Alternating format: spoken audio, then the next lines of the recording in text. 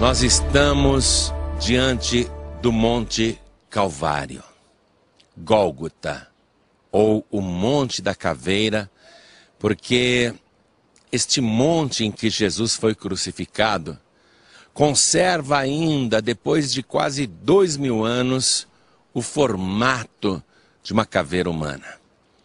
E o símbolo disto é que Jesus, com a sua morte, matou a morte.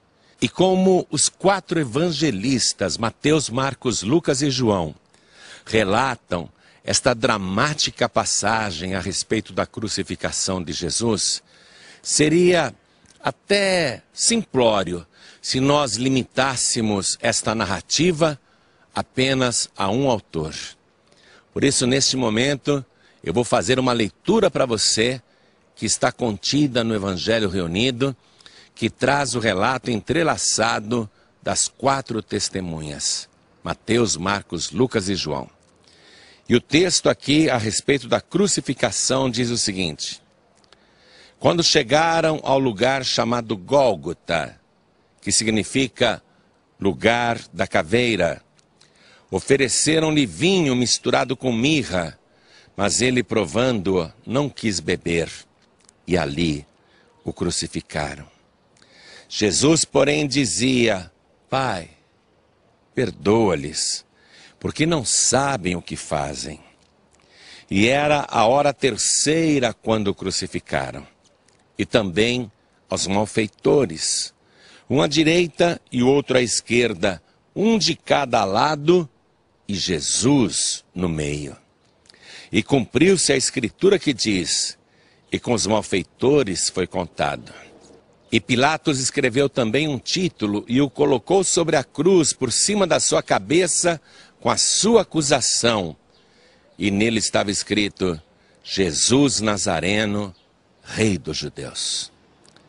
Muitos dos judeus, pois, leram este título porque o lugar onde Jesus foi crucificado era próximo da cidade. E estava escrito em hebraico, latim e grego. Diziam então a Pilatos os principais sacerdotes dos judeus: não escrevas o Rei dos Judeus, mas que ele disse: sou o Rei dos Judeus. Respondeu Pilatos: o que escrevi, escrevi.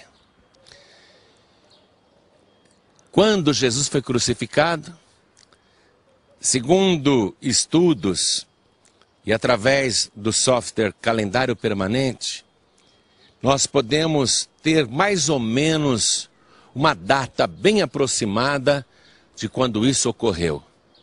Provavelmente, Jesus foi crucificado às 9 horas da manhã da sexta-feira, dia 9 de abril do ano 27 da era atual.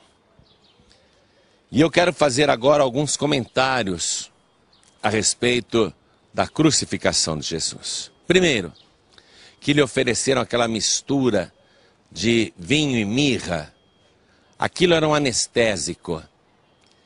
Era costume naquela época dar uma bebida forte, inebriante, estonteante para o que estava prestes a morrer. Esse costume é bem antigo. Lemos em Provérbios 31, versículo 6, num texto escrito 900 anos antes de Cristo, assim: dai bebida forte ao que está para perecer, e vinho aos amargosos de espírito, para que bebam e se esqueçam da sua miséria e do seu trabalho não se lembrem mais. Quando Jesus estava prestes a perecer, aí no Calvário, lhe ofereceram um narcótico, a droga, para que ele ficasse aéreo, para que ele ficasse dopado, mas Jesus não quis se dopar. Era como fazer uma cirurgia profunda sem anestesia. Mas Jesus tinha que sentir nele todas as nossas dores e os nossos pecados, por isso não recebeu o anestésico. O grande evangelista do século XX, Billy Graham, ele dizia, comentando a frase dos comunistas que zombavam dos crentes afirmando que a religião era o ópio do povo, a droga do povo. E Billy Graham disse assim: mas não o cristianismo, porque ofereceram droga para Jesus e ele não quis. Isso de fato aconteceu, porque Jesus queria estar bem consciente a respeito da redenção da humanidade. O costume de crucificar pessoas, pregando-as no madeiro, é bem antigo. A gente vê um relato aqui no Antigo Testamento que o próprio Faraó, 18 séculos antes de Cristo, costumava fazer isso no Egito. Está escrito assim em Gênesis 40, versículo 19. Dentro de 3 dias Faraó tirará a tua cabeça e te pendurará no madeiro. Os judeus também penduravam pessoas em madeiros. O relato mais antigo de que os judeus faziam isso está no livro de Josué, capítulo 10, versículo 26, ou seja, 14 séculos antes de Cristo, onde está escrito: depois disto, Josué os feriu e os matou e os pendurou em 5 madeiros. Mas naquela época, somente pessoas já mortas eram penduradas em madeiros e ficavam expostas. Os fenícios foram os primeiros a pregar no madeiro pessoas vivas. E os supliciados ficavam ali pendurados, agonizando até morrerem num espetáculo de horror e agonia. E o objetivo desse tipo de pena de morte era aterrorizar os rebeldes, os criminosos. Esta prática de crucificar pessoas vivas correu o mundo, e Alexandre o Grande, no século 3 a.C., ele pendurou no madeiro 1000 rebeldes vivos na cidade de Tiro. Como que esse costume evoluiu para uma cruz com 2 travessas, uma vertical e outra horizontal?